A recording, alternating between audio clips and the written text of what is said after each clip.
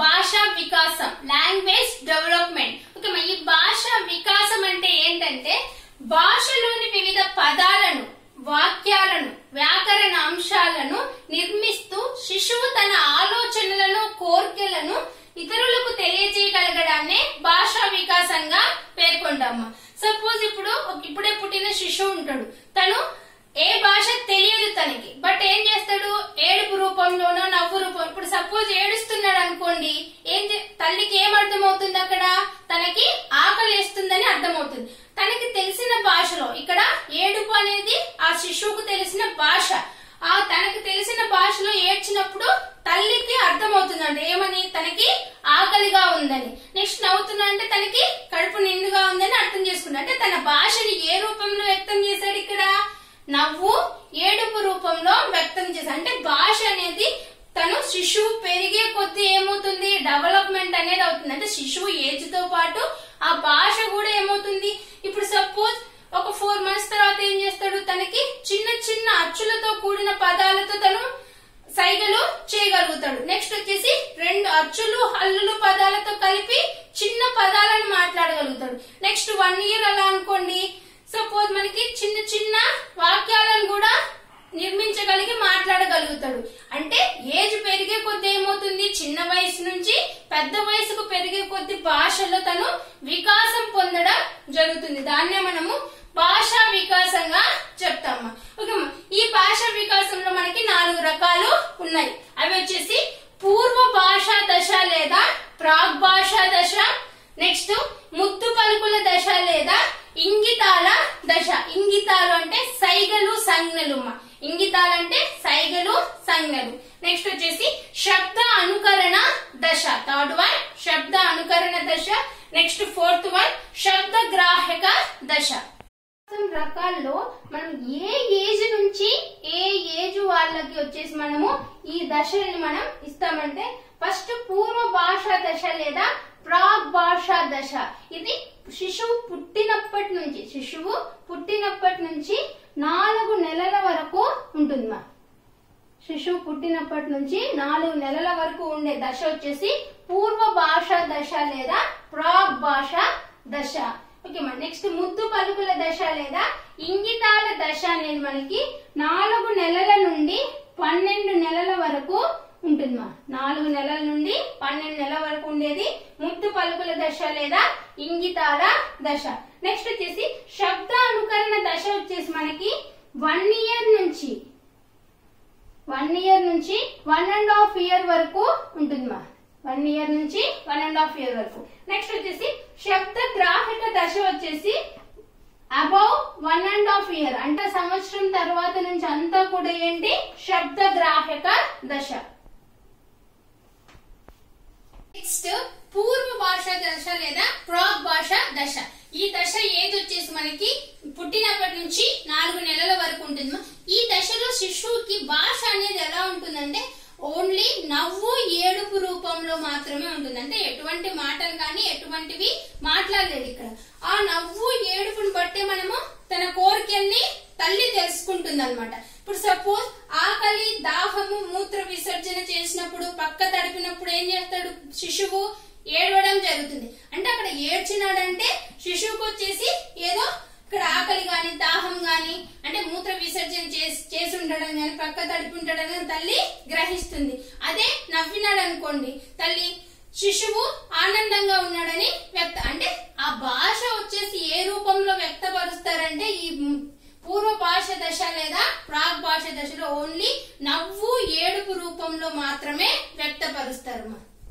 దశ లేదా ముద్దు పలుకుల దశ.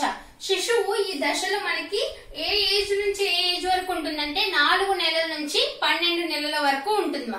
ఈ ఏజ్ లో పిల్లవాడు ఎటువంటి భాషను ఉపయోగిస్తాడంటే తన తల్లికి తన అభిప్రాయం తెలియజేయడానికి సైగలు లేదా సంజ్ఞల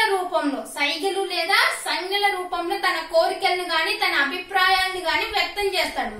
ఇక్కడ సైగలు, సంజ్ఞల్ని మనము ఇంగితాలు అంటాం. సైగలు, సంజ్ఞల్ని ఇంగితాలు అంటాం. అందువల్లనే ఈ దశకి ఇంగితాల దశ లేదా ముద్దు పలుకుల దశ అంటాం. శిశువు అప్పుడప్పుడే చిన్న చిన్న పదాలతో ముద్దు పలుకులతో పలకడం అంటే తన భాషను వ్యక్తం చేయడం జరుగుతుంది. ఓకేమా, ఇక్కడ శిశువు వచ్చేసి వాటర్ అడగడం వచ్చేసి తను చిన్నగా ధ్రువాను ఏదో ఒకటి ఒక చిన్న సైగతో తెలియజేయడం జరుగుతుంది. అదే మూత్రం వస్తుంది అనుకోండి, తనకి పాస్ వస్తుంది అనుకోండి, ఏ విధంగా తెలియజేస్తాడు? ఇస్తేనో లేకుంటే తల్లి ఎత్తుకొని ఉంటుంది, తల్లి ఎత్తుకొని ఉన్నప్పుడు తను దిగడానికి ట్రై చేస్తాడు, అంటే ఆ మూత్రం వచ్చేటప్పుడు తను దిగడానికి, అది కూడా తల్లికి ఒక సంజ్ఞలాగా అక్కడ తెలియజేయడం అనేది జరుగుతుంది. అంటే ఈ దశలో సైగలు సంజ్ఞల ద్వారా తన భాషను తల్లికి శిశువు తెలియజేస్తాడు. శబ్ద అనుకరణ దశ. ఈ శబ్ద అనుకరణ దశ వచ్చేసి శిశువు ఏ ఏజ్ లో ఉంటుందంటే 1 నుండి 1.5 సంవత్సరం వరకు ఉంటుంది. ఈ ఏజ్ లో మనకి శిశువు మనకి ఏం జరుగుతుందంటే భాషా సంసిద్ధత దశ అంటాం. అంటే భాష నేర్చుకోవడానికి సంసిద్ధంగా ఉండే దశ వచ్చేసి ఏదంటే శబ్ద అనుకరణ దశ. ఇది ఎగ్జామ్ పాయింట్ ఆఫ్ వ్యూ లో ఇంపార్టెంట్ మా. నెక్స్ట్ వచ్చేసి ఈ శబ్ద అనుకరణ దశలో మనకి భాష శిశువు 2 విధానాల ద్వారా నేర్చుకోవడం జరుగుతుంది. అది వచ్చేసి ఫస్ట్ వన్ అనుకరణ ద్వారా, నెక్స్ట్ వచ్చేసి నిబంధనల ద్వారా నేర్చుకోవడం జరుగుతుంది. అనుకరణ ద్వారా అంటే ఇప్పుడు తల్లి మాట్లాడుతుంటుంది, తల్లి మాట్లాడేటప్పుడు పెదవి ఎలా కదులుతుంది అనే దాన్ని బేస్ చేసుకొని పిల్లవాడు కూడా అదే విధంగా పలకడానికి ట్రై చేస్తాడు. అంటే ఇక్కడ ఎవరిని అనుకరిస్తున్నాడు? తల్లిని శిశువు అనుకరించడం జరిగింది. ఈ అనుకరణ ద్వారా భాష నేర్చుకోవడం జరుగుతుంది శిశువు. నిబంధనల ద్వారా అంటే ఇప్పుడు సపోజ్ ఏ ఫర్ యాపిల్, ఆ ఫర్ అమ్మ అని నేర్చుకుంటాడు. అంటే పిల్లవాడికి ఆ అంటే అమ్మ అని, ఆ అంటే ఆవు అని, ఏ అంటే యాపిల్ అని, బి అంటే బాల్ అని చిన్నగా తెలుసుకోవడం అనేది జరుగుతుంది. అంటే భాష వచ్చేసి మనకి ఈ 2 రకాల ద్వారా శిశువు నేర్చుకోవడం అనేది జరుగుతుంది. అది అనుకరణ ద్వారా, నెక్స్ట్ వచ్చేసి నిబంధనల ద్వారా. ఓకేమా, ఈ ఏజ్ లో వచ్చేసి మనకి ఈ శబ్ద అనుకరణ ఏజ్ లో వచ్చేసి ఏం జరుగుతుందంటే శిశువు దాదాపు 18 నెలల వయసులో శిశువు 10 నుంచి 12 పదాలు నేర్చుకోగలుగుతాడు. 10 నుంచి 12 పదాలు నేర్చుకోగలుగుతారు. ఇక్కడ మనకి వయసు పెరిగే కొద్ది అంటే సపోజ్ ఒక 10 ఇయర్స్ అలా వచ్చేసరికి శిశువు వచ్చేసి 34,300 పదాలు నేర్చుకోగలడని శిశోర్ అనే శాస్త్రవేత్త తెలియజేశారు. శిశోర్ అనే శాస్త్రవేత్త అంటే ఈయన ఉద్దేశం ప్రకారం ఏంటంటే శిశువు ఎదిగే కొద్ది అంటే పెరుగుదల జరిగే కొద్ది భాషలో కూడా వికాసం జరుగుతుంది. మొదట్లో కొన్ని పదాలను మాత్రమే నేర్చుకోగలడు, వయసు పెరిగే కొద్ది తను ఆ భాషను వికసించుకుంటూ ఎక్కువ పదాలను నేర్చుకోగలడు. ఈ విషయాన్ని తెలియజేసిన శాస్త్రవేత్త శిశోర్ అనే శాస్త్రవేత్త తెలియజేశారు. శబ్ద గ్రాహక దశ. శిశువులు శబ్ద గ్రాహక దశ ఏజ్ ఎప్పుడు ఉంటుందంటే అబోవ్ 1.5 ఇయర్ అంటే 1.5 సంవత్సరం పైన ఉండే దశ అంతా కూడా ఏంటంటే శబ్ద గ్రాహక దశ కిందికి వస్తుంది. ఈ శబ్ద గ్రాహక దశని గ్రాస్పింగ్ స్టేజ్ లేదా గ్రాస్పింగ్ దశ అని కూడా అంటారు.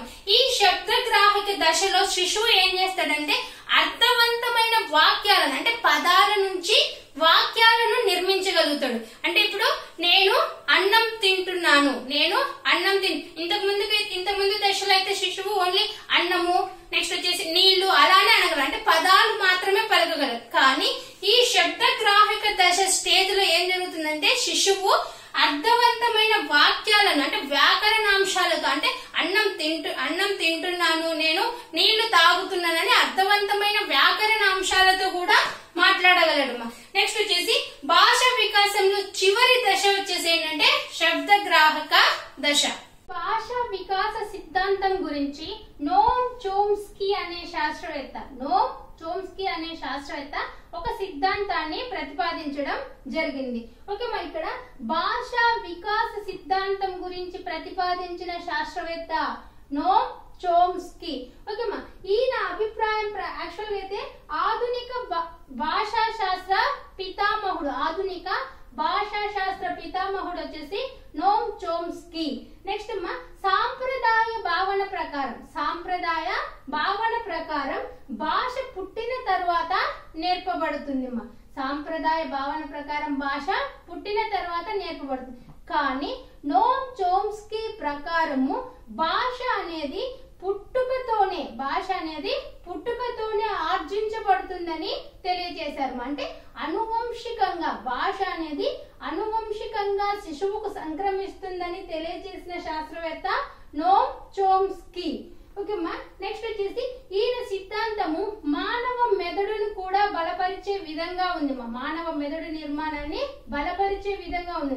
ఎలా అంటే యాక్చువల్ గా అయితే మానవుని మెదడులో ఎడమ మస్తిష్కార్ధ గోళం, కుడి మస్తిష్కార్ధ గోళం అని ఉంటాయమ్మా. ఈ ఎడమ మస్తిష్కార్ధ గోళంలో బ్రోకా ప్రాంతం అనేది ఉంటుంది. ఎడమ మస్తిష్కార్ధ గోళంలో బ్రోకా ప్రాంతం అనేది ఉంది. ఈ బ్రోకా ప్రాంతం వచ్చేసి మనకి భాష ఉత్పత్తి చేస్తుంది. భాషను ఉత్పత్తి చేసే ప్రాంతం ఏంటంటే మానవ మెదడులోని ఎడమ మస్తిష్కార్ధ గోళంలోని బ్రోకా అనే ప్రాంతం.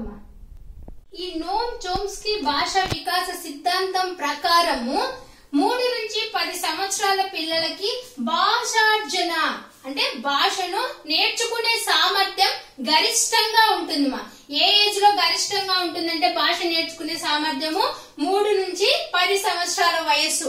అంటే ఎల్కేజీ నుంచి దాదాపు 5వ తరగతి వరకు చదివే విద్యార్థుల్లో భాషార్జన సామర్థ్యం అనేది ఎక్కువగా గరిష్టంగా ఉంటుంది.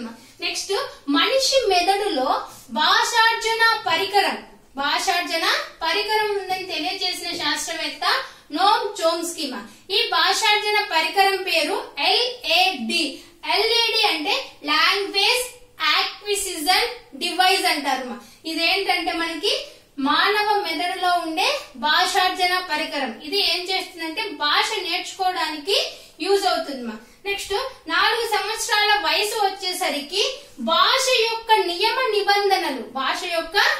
నిబంధనలు మొత్తము నేర్చుకోవడం జరుగుతుంది. అంటే ఇప్పుడు సపోజ్ 4 సంవత్సరాల వయసు వచ్చేసరికి పిల్లవాడు అతడు, ఆమె, అది, ఇది అని తెలుసుకోగలుగుతాడు. అంటే స్పెసిఫిక్ గా జెండర్ గాని ఏదైనా గానీ తెలుసుకోగలుగుతాడు అనమాట. అంటే అమ్మని అమ్మ అనడం, నాన్నని నాన్న అనడం, తాతని తాత అనడం ఇలా నేర్చుకోవడం జరుగుతుంది. చోమ్స్కీ 1950లో కొన్ని గ్రంథాలను రచించారు. ఆ గ్రంథాలు వచ్చేసి ఉత్పాదక వ్యాకరణము, సార్వత్రిక వ్యాకరణము, నెక్స్ట్ వచ్చేసి పరివర్తిత వ్యాకరణం అనే గ్రంథాలను నోమ్ చోమ్స్కీ రచించడం జరిగింది. ఈ గ్రంథాలలో సార్వత్రిక భాషా వ్యాకరణం అనేది ప్రతి వ్యక్తిలో ఉండే భాషా విభాగం వచ్చేసి ఏంటంటే సార్వత్రిక భాషా విభాగం. నెక్స్ట్ 1957లో వాక్య క్రమ నిర్మాణాలు అనే గ్రంథాన్ని కూడా రచించడం జరిగింది. 1957లో వాక్య క్రమ నిర్మాణాలు అనే గ్రంథాన్ని కూడా నోమ్ చోమ్స్కీ రచించడం జరిగింది.